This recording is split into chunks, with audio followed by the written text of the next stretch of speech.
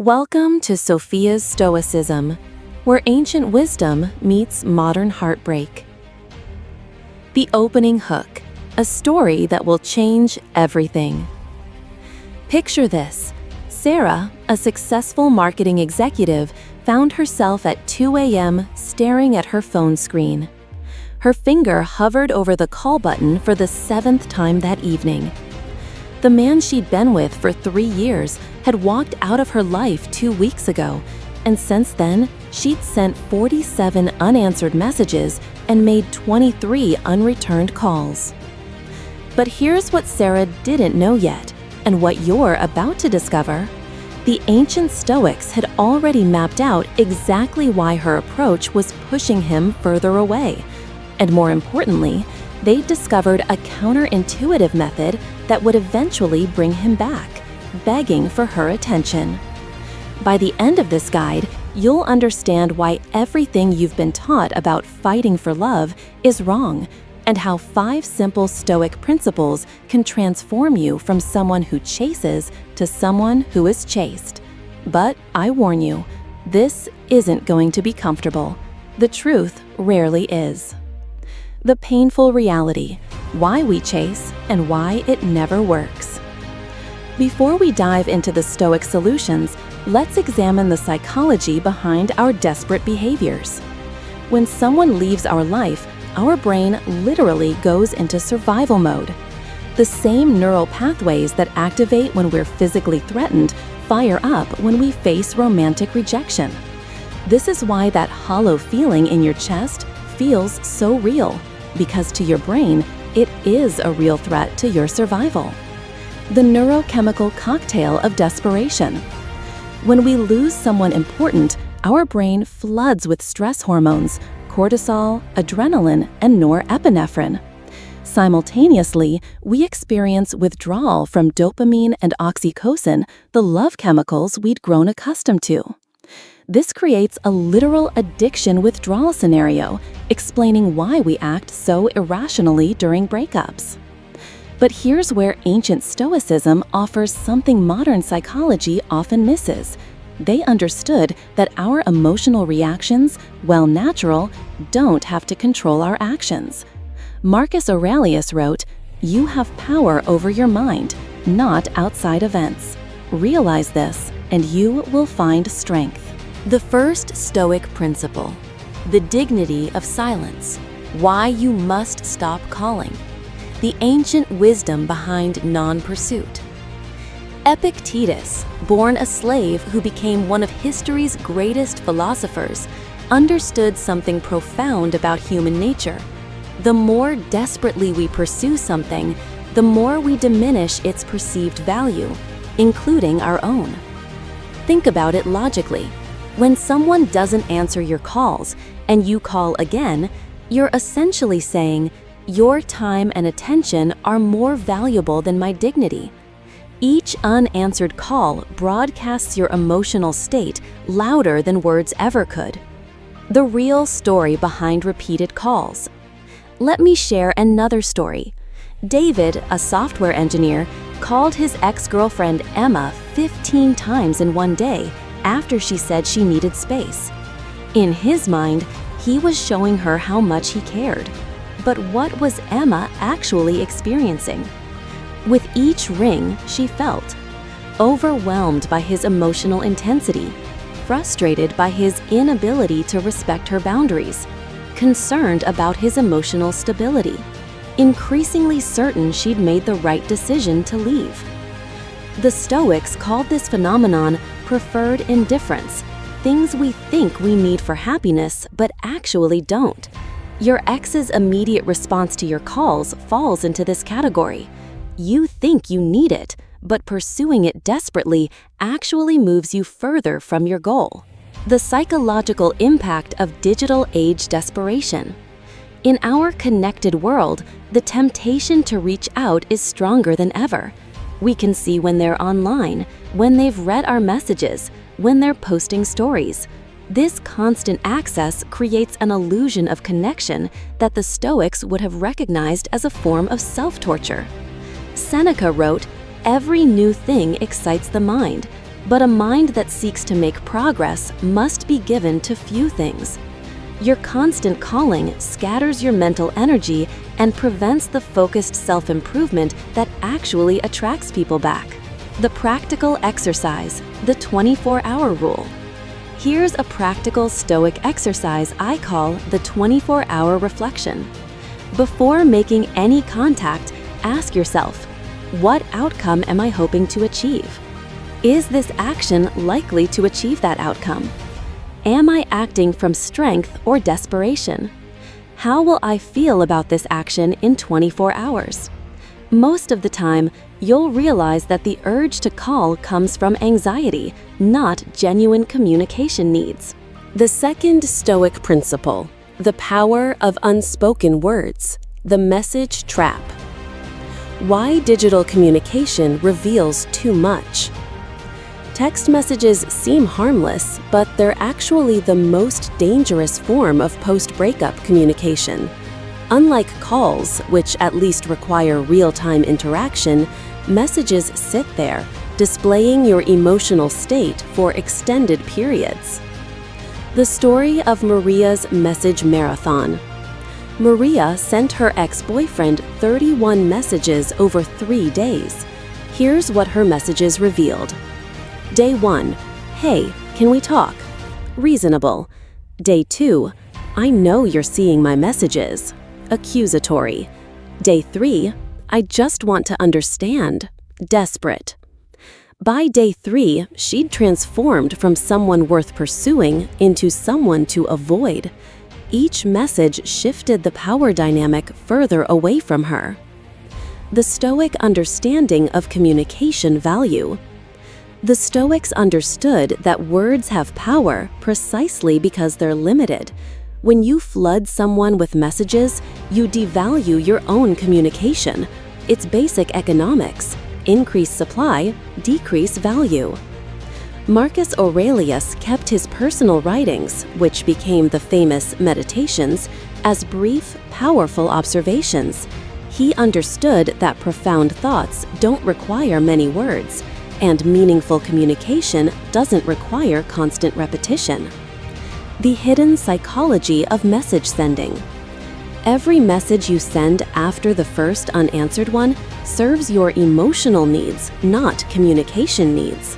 You're not actually trying to communicate.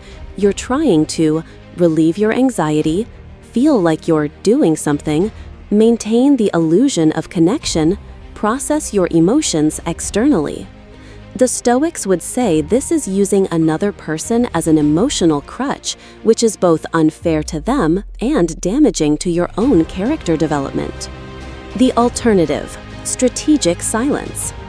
Instead of messaging, try this Stoic practice. Write the message you want to send, save it in a private document, read it again in 24 hours. Ask, does this message serve my highest self? Usually, delete it. This process allows you to process emotions without damaging relationships or your reputation. The third Stoic principle. The futility of pursuit. Why chasing guarantees loss. The paradox of pursuit in human relationships. Here's a counterintuitive truth that the Stoics understood perfectly. The more desperately you chase something, the more likely it is to run away. This isn't just philosophical wisdom, it's hardwired into human psychology. The neuroscience of attraction and pursuit. When someone pursues us desperately, our brains interpret this as a sign of low value. It's an unconscious calculation. If they're this desperate for my attention, they must not have many other options. This triggers what psychologists call the scarcity principle in reverse. Conversely, when someone seems complete without us, our brains wonder, what do they have that I don't? Why don't they need me? This creates intrigue and attraction. The case study of James and Rebecca.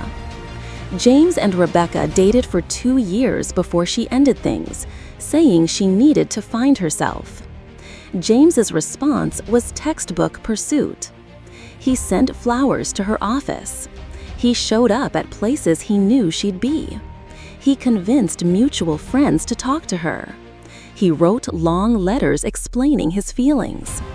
6 months later, Rebecca was dating someone else, someone who had never chased her at all. Meanwhile, James had transformed into someone Rebecca barely recognized, desperate, clingy, and emotionally unstable. The man she'd initially fallen for, confident, independent, with his own goals and interests, had disappeared entirely. The Stoic response: acceptance and redirection. Epictetus taught that we should focus only on what we can control. You cannot control another person's feelings, decisions, or actions. You can only control your response to their choices. The Stoic response to someone leaving isn't pursuit, it's acceptance and redirection. If this person doesn't want to be in my life, then I will build a life so fulfilling that their absence becomes irrelevant. The energy economics of chasing. Every hour you spent chasing someone is an hour not spent becoming someone worth chasing. The Stoics understood opportunity cost centuries before economists named it. When you pursue someone who doesn't want you, you're not just wasting time, you're actively making yourself less attractive to everyone, including them. The real reason chasing fails. Chasing fails because it answers a question no one asked. When someone leaves, they're not saying, "Please prove your love by becoming desperate." They're saying, "I don't currently see enough value in this relationship to continue it." Your response should be to increase your value, not to discount it through desperate behavior. The fourth Stoic principle, the transformation imperative, becoming worth choosing. The revolutionary shift from external to internal. This is where most relationship advice goes wrong. Traditional wisdom says, do these things to get them back. Stoic wisdom says, do these things to become someone who doesn't need them back. The difference is subtle but life-changing. When you improve yourself to get someone back, you're still operating from scarcity and desperation. When you improve yourself because that's what excellence demands, you operate from abundance and strength. The physical transformation, your body as your temple. The Stoics believed in caring for the body not for vanity, but because physical health supports mental clarity and emotional resilience. When someone leaves your life, your body often bears the brunt: poor sleep, stress eating, neglected exercise routines. The story of Marcus's transformation. Marcus, not the emperor, but a modern-day Marcus, weighed 230 pounds when his girlfriend left him. Instead of eating his feelings, he decided to honor his body as the Stoics taught. 18 months later, he was 180 pounds of lean muscle, had run 2 marathons, and had learned rock climbing. But here's the important part. When his ex saw him at a mutual friend's wedding, she was interested again. But by then, Marcus had discovered something profound. He no longer needed her validation. The physical transformation had led to an emotional and spiritual transformation. His response to her renewed interest was polite but distant. "I appreciate that, but I'm in a really good place in my life right now." This response, born from genuine self-sufficiency rather than game playing, only increased her interest further. Intellectual and professional development. The Stoics were lifelong learners. Seneca was simultaneously a philosopher, playwright, and advisor to emperors. Marcus Aurelius ran an empire while writing profound philosophical insights. They understood that growth in one area enhances all other areas. When someone leaves your life, you suddenly have time and energy previously devoted to them. The Stoic response is to invest this windfall in your own development. Learn skills that advance your career. Read books that expand your understanding. Take on challenges that build confidence. Develop talents you've neglected. The creative renaissance. Many people discover hidden creative talents after major life changes. The pain of loss, when channeled properly, becomes creative fuel. Whether it's writing, music, art, or entrepreneurship, creative expression serves dual purposes. It processes emotional experiences and builds your unique value proposition as a human being. Social circle expansion. The Stoics valued friendship highly, but understood the importance of social diversification. When you've been in a relationship, your social circle often shrinks. Post-breakup is the perfect time to expand it strategically. Join groups aligned with your interests. Attend networking events in your industry. Take classes where you'll meet like-minded people. Volunteer for causes you care about. This isn't about making your ex jealous, though that might happen. It's about building a rich, full life that doesn't depend on any one person. The fifth Stoic principle, the foundation of self-love, becoming your own source. The philosophical foundation of self-respect. Self-love isn't modern pop psychology, it's ancient philosophical wisdom. The Stoics understood that you cannot give what you don't have, and you cannot attract what you don't embody. If you don't value yourself, others won't value you either. The difference between self-love and narcissism. True self-love, as the Stoics understood it, isn't about thinking you're better than others. It's about recognizing your inherent worth as a human being, independent of external validation. It's about treating yourself with the same kindness and respect you'd show a good friend. Narcissism, by contrast, is actually a form of self-hatred disguised as superiority. Narcissists need constant external validation because they lack genuine self-worth. The story of Elena's self-discovery. Elena spent 5 years in a relationship where she gradually lost herself. She stopped seeing friends, gave up hobbies, and even changed her appearance to please her partner.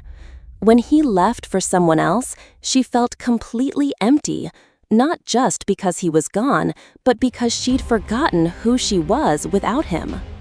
Her Stoic journey began with a simple question: who was I before I met him?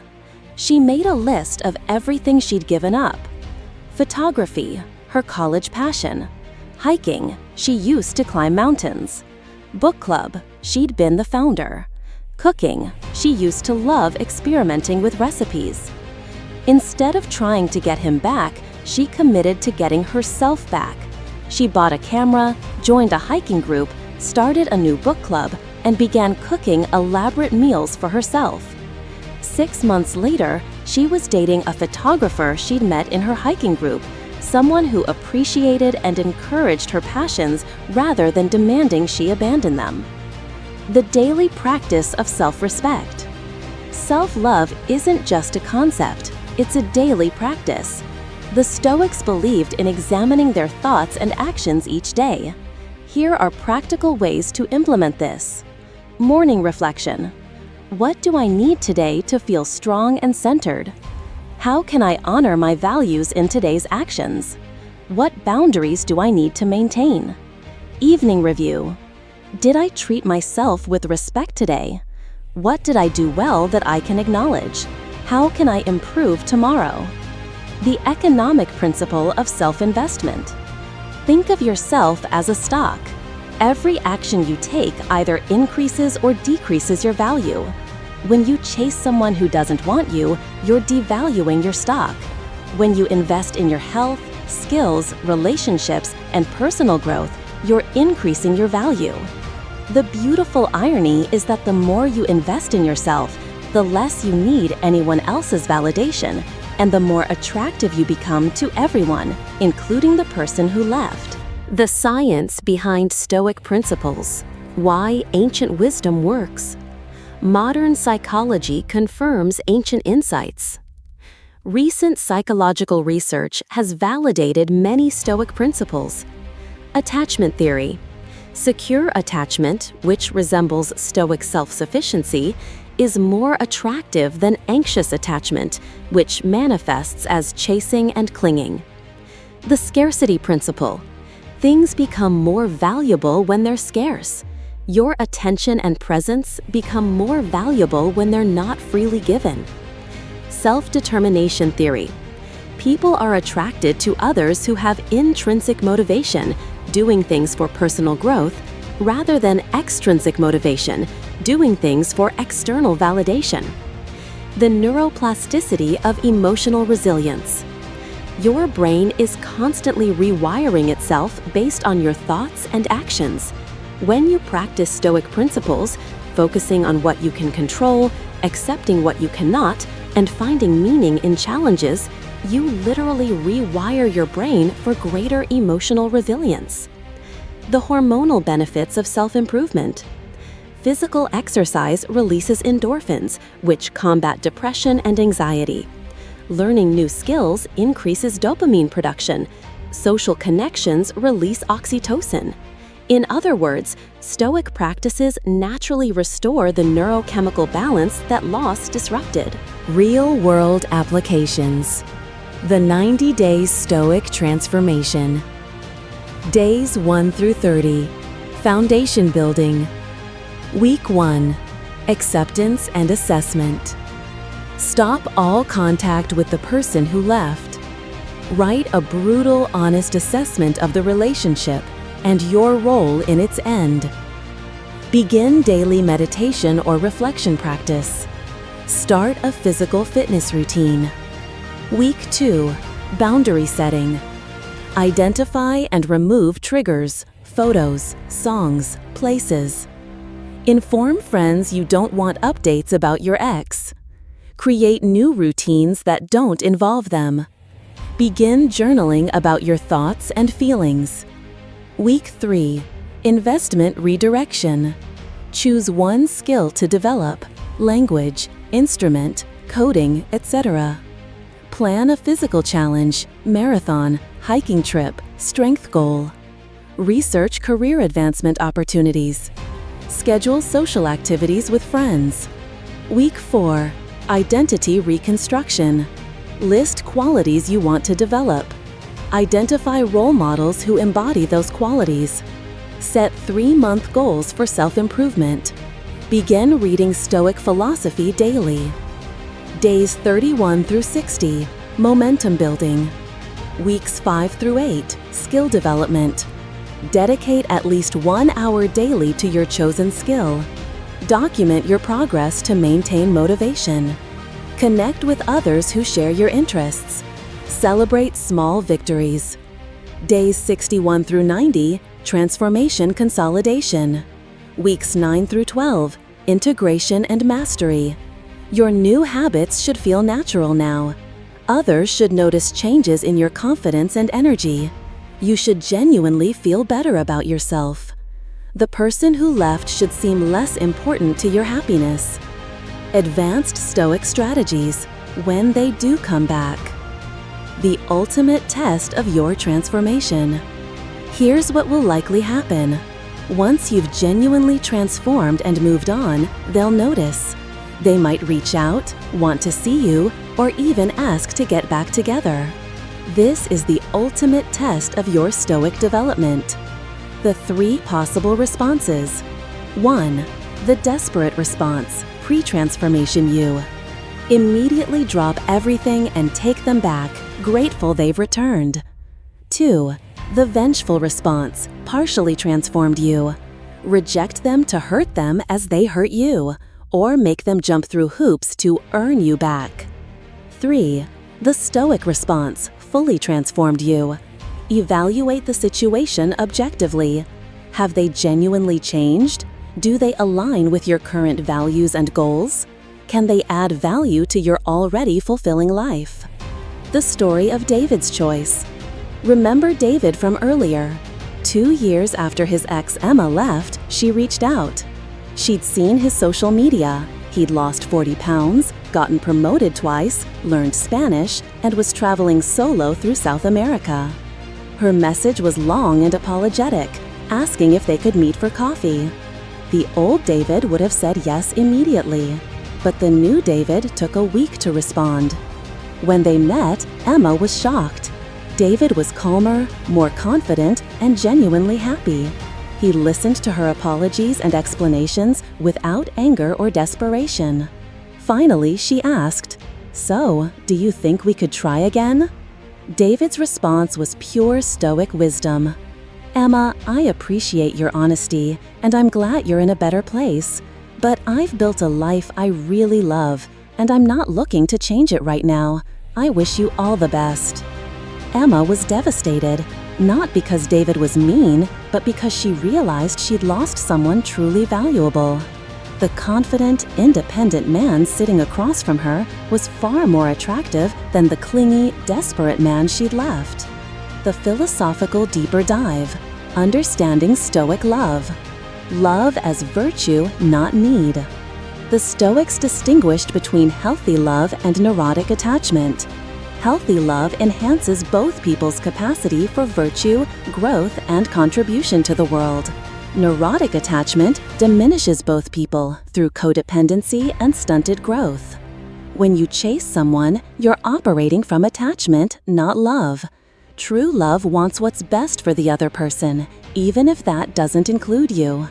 This isn't about being a doormat, it's about having the emotional security to genuinely care about someone's well-being without needing to control their choices.